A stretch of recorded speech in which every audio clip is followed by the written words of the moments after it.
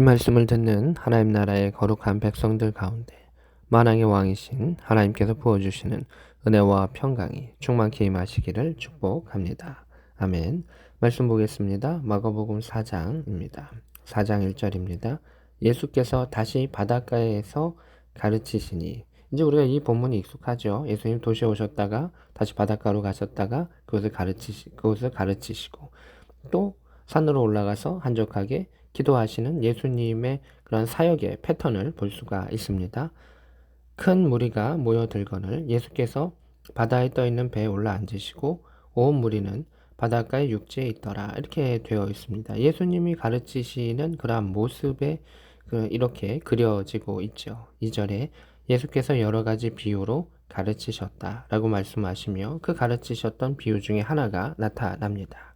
3절에 들으라, 씨 뿌리는 자가 뿌리러 나가서, 그래서 씨 뿌리는 자의 비유가 나타나고 있습니다. 4절에는 길가부터 쭉 밭에 떨어진 것이 나오는데, 이것에 대해서 예수님께서 이러한 비유들에서 어떤 것은 직접 가르쳐 주시기도 하고, 또 어떤 것은 비유만 말씀하시면서 제자들이 따로 있을 때 가르쳐 주시는 것이 있었는데, 10절에 보면 예수께서 홀로 계실 때 함께한 사람들이 12제자와 더불어 그 비유에 대하여 물으니, 이렇게 되어 있습니다. 그래서 따로 그것에 대해서 설명해 주시는 것을 보게 됩니다. 11절에 하나님 나라의 비밀을, 복음의 한 중요한 부분이죠.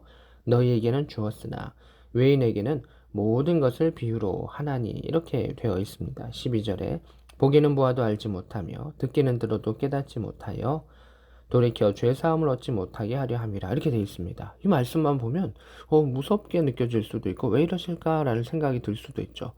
돌이키지 못하게 하겠다, 이게 핵심이 아닌 것이죠.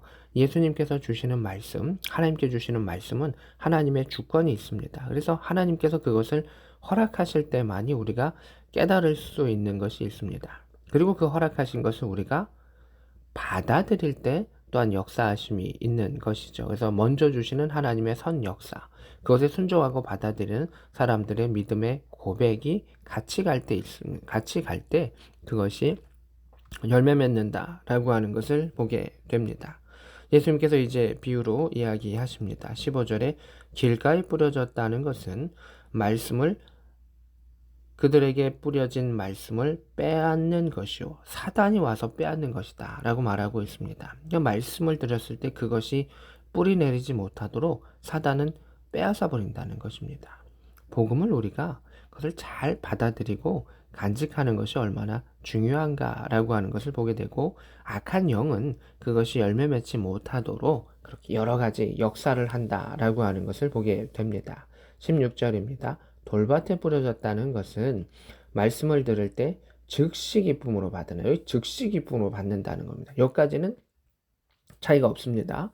옥토밭과 차이가 없죠. 17절에 그 속에 뿌리가 없어 잠깐 견디다가, 즉시 기쁨을 받지만 잠깐 견디다가 말씀으로 인하여 환난이나 박해가 일어날 때 넘어지는 자라. 이게 뭘까요?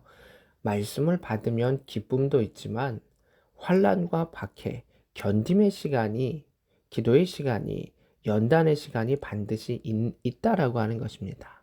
말씀이라고 하는 씨앗이 무르익는 그러한 시간들이 필요한데, 그 말씀으로 인한 어려움, 특별히 환난이나 박해, 외적인 어려움이 왔을 때 넘어진다, 그래서 열매 맺지 못한다라고 성경은 말하고 있습니다. 말씀에 기쁨이 있는 것처럼 성장의 시간이 필요하고 그 에너지가 필요하고 환난과 고통은 반드시 필연적인 것이다 라고 하는 것을 알 수가 있습니다. 18절입니다.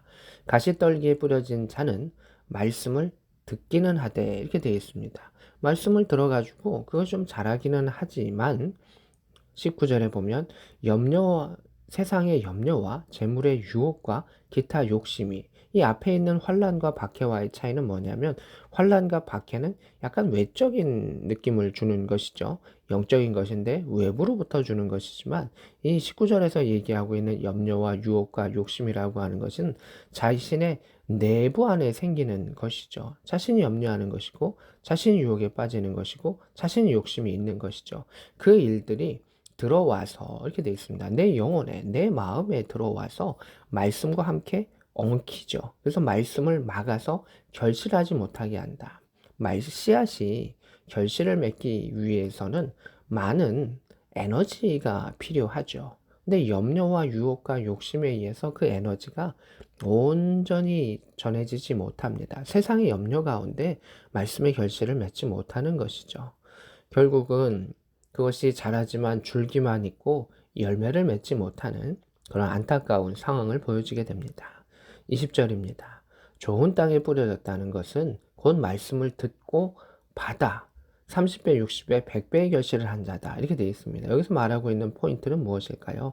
말씀을 들었을 때 내 것으로 받아들이는 겁니다. 아멘으로 받아들이는 겁니다.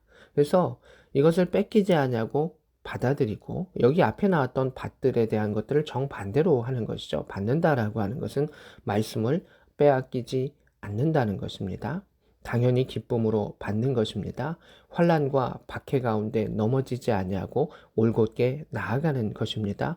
염려와 재물과 욕심에 의해서 에너지를 빼앗기는 것이 아니라 오직 그 말씀이 아멘 가운데 이루어질 수 있도록 기도하는 가운데 순종하는 가운데 집중하는 것입니다. 그러해서 그렇게 받아들이는 자는 30배, 60배, 100배의 결실을 하나님께서 맺게 하신다라고 하는 것입니다. 그래서 성경은 우리가 말씀을 들었을 때 받고 믿고 기도하고 견디면 그것이 하나님의 때에 열매 맺게 하시는 것입니다. 내가 열매 맺어야지 라고 하는 그것으로 열매 맺는 것이 아니라 오직 믿음의 역사로, 오직 복음의 역사로 그 일들이 이루어지는 것을 보게 됩니다. 성경에 있는 많은 하나님의 복음의 선포의 약속들이 있습니다. 그 씨앗들이 있습니다. 하나님의 말씀은 생명력이 있습니다. 힘이 있습니다. 내가 내 마음에, 내 영혼에 그것을 받아들이면 그것은 반드시 하나님께서 이루어 주실 것입니다. 오늘도 하나님께서 우리에게 주신 말씀과 날마다 주시는 말씀과 주일에 주시는 말씀과 내가 묵상하는 데 주시는 말씀과 찬양과 기도 가운데 그것이 성장하며 열매 맺으며 또한 그것을 통하여 하나님께 영광을 돌릴 수 있는 하늘의 상급이 될 수 있는 복된 저와 여러분 될 수 있기를 우리 구주 예수 그리스도의 이름으로 축복합니다. 아멘.